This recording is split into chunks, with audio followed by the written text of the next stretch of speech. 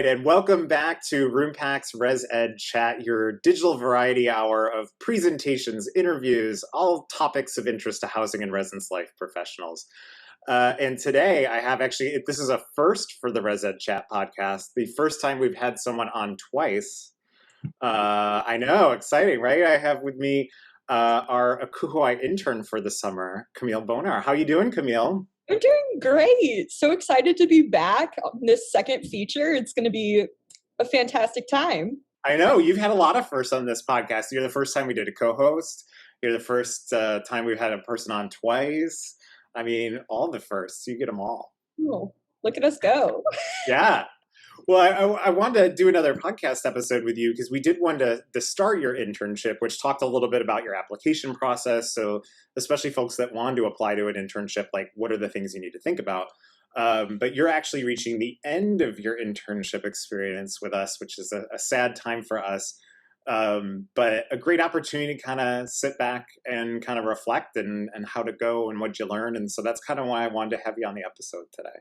Yeah, no, that sounds great. I'm excited to be here. Yeah, well, let's start with that. How has your summer been? Like, what has your experience been like working in this internship? Summer has been really great. I can't believe it's come to an end already. Just kind of mind-boggling. But I feel like I had a really positive experience at Roompact. This was like one of my more formal internships that I would say. The last internship I had, I actually did it while I was nannying, and so it was like that was primary, and then that was the internship was kind of secondary. So it's been interesting working almost full time this summer, around 35 hours a week, and it's been different. The work from home has gotten to me a little bit, if we're being honest, but I really liked all the projects that I was working on, and feel like I made some good progress surrounding our B Corp certification and different things that I've been doing here. Yeah. Well, what like in terms of your expectations? So like I remember like my internship experience. You go in thinking, oh, this is what I think it's going to be like, right? Like both from what you read on paper to also kind of, I think sometimes your brain will fill in gaps to be like, this is what I expect it will be like. Mm-hmm. And then the actual reality of that, of course, can be different, hopefully not drastically different, but a little bit different. In terms of like walking into this internship, how is it different from some of your expectations, or how is it what you expected exactly? Yeah, no, that's a great question. So I think one of the things that really appealed to me about the Roompact internship was the fact that it was pretty free-flowing. I don't think I anticipated how free-flowing that was going to look, but there was a lot of flexibility surrounding the projects that I was really passionate and wanted to work on. So that was a perk of the internship. I think I had anticipated like going into my office in the residence hall and like working every day, but like definitely sat in my pajamas some days, and that's work from home. That's one of the perks of it. So I think that I really appreciated the flexibility, and that was something that I needed to be able to adapt to, because I don't know, I feel like school's really, really structured, even in a graduate program. And so kind of coming in and seeing how that work-life balance looks, even in an internship, is a better opportunity to kind of get like the real life version of that. You can't really recreate it outside of doing it. If that makes any sense. It does. Well, like I think there's always, so even when we created the internship, there's always this kind of push-pull of how much structure do you want to build in, right? Like I think some internships folks could do are highly structured, meaning if I'm running summer conferences on a campus, there's probably already a procedure in place. Those things are set in motion. You do this thing, you do that thing. Those are very highly structured. But then there's also this like other subset of internships that I think ours more closely aligns with, which is, help us in updating the manual, or help us in updating some of our training materials, which are things that are more work on your own timeline, kind of a little bit more nebulous kinds of things. That doesn't have that same kind of like rigid structure, something that would be scheduled or would follow a strict, like summer academic period kind of thing. That it's always kind of a question of how much do you structure that? Because I think when we created it, it's like, well, I want you to be able to go in areas that you want to. Obviously, there's some things we want. But what would you say in terms of maybe if you were to design an internship, Mhm. what's the right balance, at least speaking for yourself, in terms of that structure versus unstructure? Yeah, no, that's really helpful. I think I like this is just me personally. I'm very like due date oriented. So I know these last couple of weeks, like I had things coming up. We would have presentations where we would be, talking to the rest of the team and getting feedback. And that's super helpful for me. Our check-ins were really helpful for me. So I think like more specific deadlines, like, hey, first 2 weeks, let's have you focus on this project. Other 2 weeks, let's focus on this project. So you still have some of that flexibility, but maybe there's more of a specific end date, if that makes Yeah, sense. it does. It does. One of my former advisors, this was when I was an undergrad, she taught me this skill, and I don't think she even knew she was teaching it to me. But it still sticks in my head to this day. Is we would talk about some plans, and I think sometimes what people could do is they'll talk about, okay, we're going to do this, and then there's no real date or no like when do I start. She'd be like, okay, let's talk about this plans. Oh, we're going to do that? Great. I will call the person right now and we will set it up right now, like in the moment, because it really didn't actually take that long, right? Mm. But this idea of doing it right then and there, I was like, oh yeah, like when you're working on something, like move it along, like rather than just talk about it and be like, okay, and the next meeting maybe someone did something, or just push it right along is something Yeah. that I kind of took away from me. I don't know why that always sticks out in my head. No, that Nobody seems does like a that. really great skill that you picked up, especially in undergrad. Like, love to see that come to fruition. Yeah, that was when I was RHA president. So I mean, I didn't know what I was doing. Classic. I had no clue. Um, well, it also in terms of structured to unstructured, you start mentioning the work from home, and I know for folks that have been reading some of Camille's blog post reflections, that's actually one of the topics that you tackled there. Tell us a little bit more about work from home, because I feel like we hear it a lot now, right? After kind of post COVID, people are like, I want to work home, or that is a goal. But working from home can be very different, I think, from the forced work from home that we maybe had in COVID-19 versus this position has been designed to be work from home. Like, how was that experience for you? Yeah, no. I think why am I saying yeah, no? I don't know, One of those because you're Midwesternisms. thinking it. You're thinking it. um, but I think work from home has been really interesting because I think a lot of people, especially in my cohort, came directly from undergrad, but I had a year of work experience, and half of that year ended up being in COVID. So I was working from home for about the last semester of my time in that position. And I thought I had perfected the work from home. Like we'd have check-ins and do all these different things, to make sure that progress was being made. And I think this actually, I'm going to talk about workplace trust because I think they go kind of hand in hand.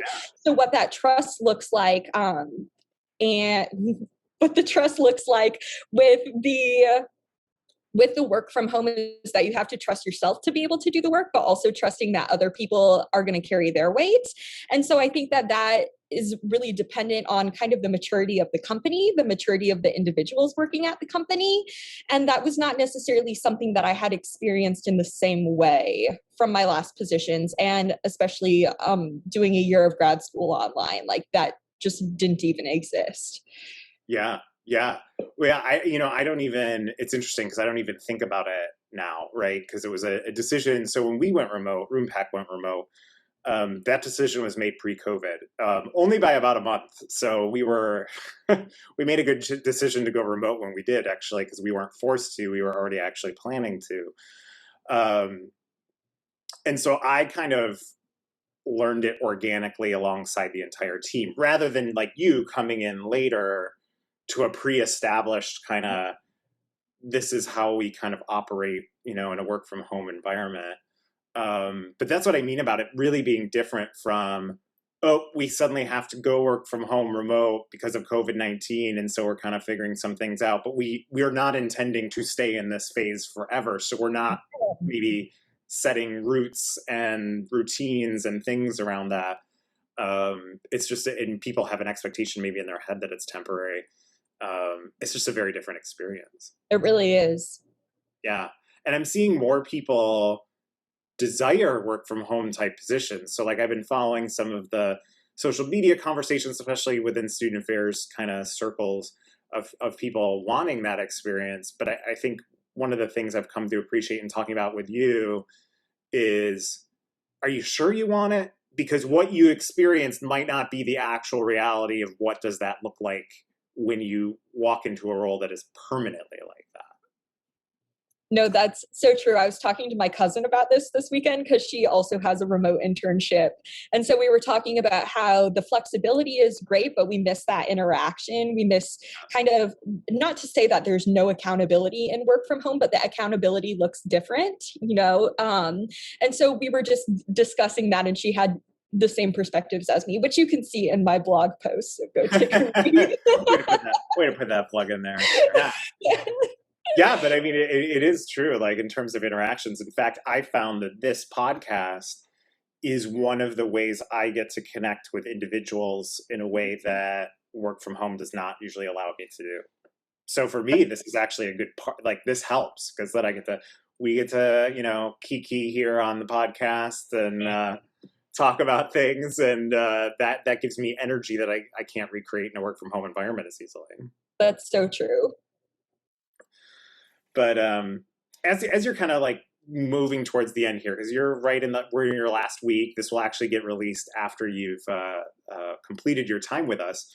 But what are some of the reflections you'd have or advice you would give to other people that maybe haven't started an internship yet? Things that you've learned over the course of this internship that you'd say, this is what I think you should think about if you're going to try to set yourself up for success in any kind of like ACUHO-I type internship situation. So I think that at the beginning, we talked a lot about communicating our needs. And I would still say that like that's important throughout the duration of the process. But then like also just like asking for what you need as well. Like, so like communicating that like, hey, I need this, but then also like, hey, I would desire this. So we've talked a lot about just different opportunities that have come up throughout the duration of this internship and how I've just been able to kind of insert myself in some of those paths, which are not necessarily opportunities that I would have had I not asked for them. So I think that that's one of the pieces of advice that I would give, is to not be scared to ask, do the work, and usually people will see that. Yeah. Yeah, that's also one of the great things about internships is because positionally within the organization, you're there to learn, you're there to do these things. And so you actually, I think in some ways, have access to do different things that people in a formal position might not, right? Like it kind of gives you a cover or an excuse, or your positionality allows you to kind of jump in on some things that maybe other people wouldn't even think about. Absolutely. And I think one of the perks of being an intern is that like you're learning and people want to help other people learn and to share that wisdom or knowledge that they have attained from their years in the workforce. And so I think that like when you're asking those things, more often than not, people are going to be willing to comply and to kind of help you flourish in that environment, which is really special. Yeah, that is. In fact, you know, I've done an ACUHO-I internship many moons ago at University of Alaska Anchorage, and the nice thing about that too was they actually had 5 interns every summer, which is a lot. One focused on the ResEd, so like running summer housing for the current UAA students, and then the 4 of us kind of ran the conference operations.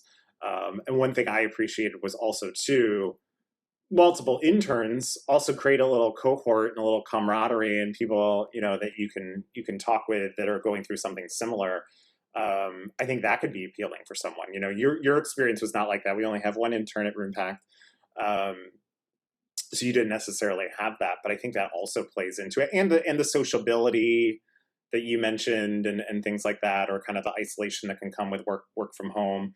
You know, if that's really important to someone, like look at internship sites that have multiple interns, because that's going to create almost like a mini grad cohort instant built in. That's kind of cool. I think you bring up a really good point, which I kind of began to explore in my last blog post, but like talking about the aspects of the position that you're interested in, not just the position. So I think that was something that I didn't do a lot of thinking about. I was like, oh, Roompact, like that looks great, but I didn't think about the different kind of pieces that went into building that position. So like work from home, like having a cohort, you know, a role that's like relationship focused or customer facing, like what are those key kind of indicators that are going to be important to your success that can be separated from the position, but or also contribute to the position? Because I think we do a really good job in the university setting of preparing someone to go for a position, a specific position, or into a specific field, but we don't talk a lot about what aspects of that field they are passionate about, or what necessarily interests them, because maybe that could be found in another place and that would be a better fit. So I'm just processing all of that. Remember that. I think you just hit on one of the keys for, especially for people's first jobs post-graduate school, but I'd say any job, it doesn't really matter. It doesn't have to be your first, but I think you're a little bit more blind to, or excuse me, you can't necessarily pick up on some of the things that might be most important till you're in it. But what I often find is people fall in love with the position as it's written. This position was written for me, and don't necessarily account for, well, what are all the other things that are contributing to that? Like, there might be a position that doesn't look absolutely perfect on paper, but is better because of some of these these kind of like positional, you know, additional things that play into it. And the way that I usually describe it is, you can take a class with, let's say, on a subject matter that you're really passionate about. But if you have a crappy professor teaching it, you're not going to enjoy it. But if you have a really amazing professor, maybe talking about a topic that isn't exactly your passion, they can turn you into being passionate about that, right? So the teaching and the professor is actually sometimes what matters more than what the subject matter is. And same thing with a job, you know, like the environment you're walking into and its setup is sometimes more important than the actual things that you're doing in that job. Yeah, no, that's a great analogy. I appreciate that. Yeah, it's, I mean, I found it true in my own career, but I think that's also where I find most, whenever I've paid attention to people that have been really unhappy in a role that they've taken on, it's when either they didn't investigate those other things deeply enough, or those things were hidden either by accident or on purpose by the people that were doing the hiring, or things like that, that those were the parts that were opaque, because those are usually the make it or break it. Because any campus can say, oh, we're really valuing of diversity and inclusion here. I think any interview you would hear someone say that, but do they actually live that value? What's the evidence I have of that? That can make all the difference in one's experience there. Very true. Yeah, I don't know. There's no other comment other than I'm just throwing that statement down there. Great. So what's next for you? Like more immediate term, you're heading back to, well, you've never left because you've been working from there, but you're heading back to the University of Iowa. And what does your year look like coming up? Yeah, so this year 2 of 3, since I'm dual enrolled in both master's programs, the higher ed and the public affairs, year 2 is going to be busy. So I'm actually on vacation next week. And then the following week, we have professional staff training, and then RA move-in, and then RA training, and then move-in starts, and then the year just gets going. So we're rolling. But class-wise, I'm really excited for this year. I will have my practicum, which should be really exciting. I think this internship has made me really value like experiential learning and kind of like picking out some of those aspects of the position that I'm passionate about. So that'll give me another opportunity to kind of experience a different realm that I don't have an assistantship in. So that should be exciting. Have you given any thought to what you want your prac to be in? Yeah, so I think I am going to, from undergrad, I worked in the at the president's residence. So I have some connection there. So I think I'm going to do some things either with the Office of the President or the Office of Strategic Communication, I think would be really interesting. So we will see what that project work actually ends up looking like. But hopefully I'll get in, fingers crossed. Yeah. No, that sounds perfect for you. And knowing what you want to do and kind of the area you want to go in, that's a perfect opportunity, a great use of that practicum experience to explore that. Yeah. I love that for you. How about after that? Okay, you're going to graduate. What are your current thoughts about where your future may take you? Knowing that I say current thoughts because I know that that can change. So like, Yeah. where's your head at on that? Where's my head at? That's a Where's your great head at? question. I bet my parents want to know too. I don't So know is a perfectly acceptable answer, I think. I'm not completely sure. I feel like I have some experience in residence education that would be marketable if I wanted to continue with that for a couple of years. I feel like job security in higher ed, the security is very good, but it's also very competitive.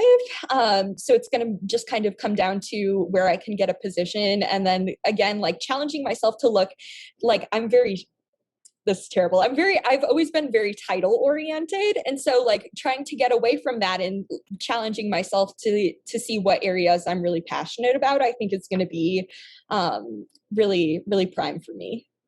Awesome. Awesome. Well, it's been an absolute pleasure working with you this summer. Thank you. Anything that we can do to help in your future, like please let us know. We meeting Roompact, myself included in that. We'd be happy to do because it was a really pleasure working with you, and I think you've got some awesome gifts to give whatever organization you work in or whatever you put your mind to. So just really appreciate your time with us this summer, and So kind of nice. sad it's gonna come to a close. Thank you. It's been a joy. It really has. Yeah, and thanks for also too helping me out with this podcast and playing co-host and doing all those things. Of I course. learned a lot by working with you, so I greatly appreciate it. And who knows, maybe, let's say in a year, 2 years, you didn't reach ResEdChat graduation, maybe you'll have to be the first time we've had someone on 3 times to the podcast, and you can tell us a little bit about how that went. I love that. That sounds great. Awesome. Well, thanks everyone for joining us today, and we'll see you on the next episode of ResEdChat.